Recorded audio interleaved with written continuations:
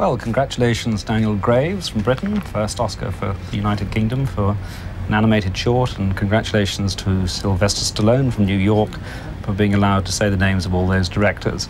Marcia Lewis here has been marking the trends. What's the score so far? Well, interestingly enough, Ian, it's a sweep for Terminator 2. Everything they've been nominated for, they've won. But it's the Academy of Motion Picture Arts and Sciences, and they're winning really the scientific achievements. They make up the special effects. People have counted Bugsy out in the last few weeks. It's taken every award it's been nominated for. It's won 2. JFK has taken the editing award, and so far, while Silence of the Lambs, which everybody has suddenly touted as the most likely to sweep the evening, it hasn't been up yet, but there's a sense that people haven't forgotten Bugsy. Sure, it's not an evening of sweeps, really. I mean, normally at this stage, you'd get a sense with the best supporting actors and actresses of how things are going. Well, maybe Fisher King, because Mercedes Ruehl is one. Who thought of that? One sort of discounted that.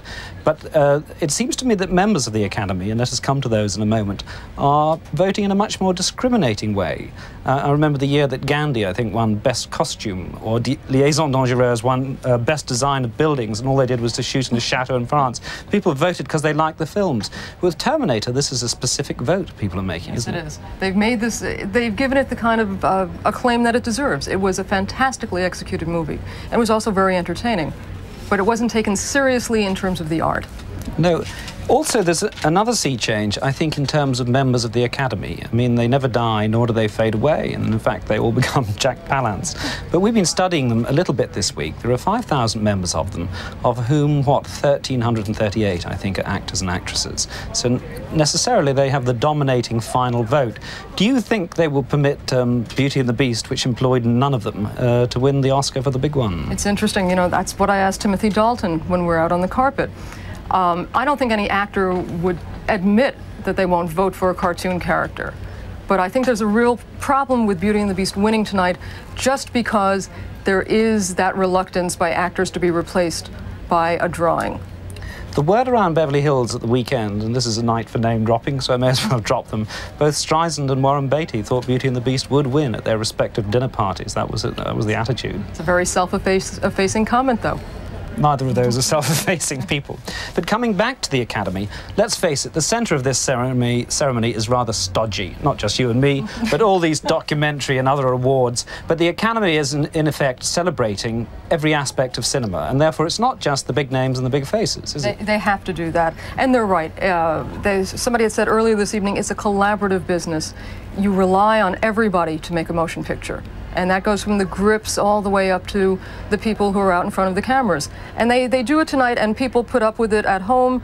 They might not be interested, but it's a good time to take a break maybe and get something to eat. Something that isn't always possible.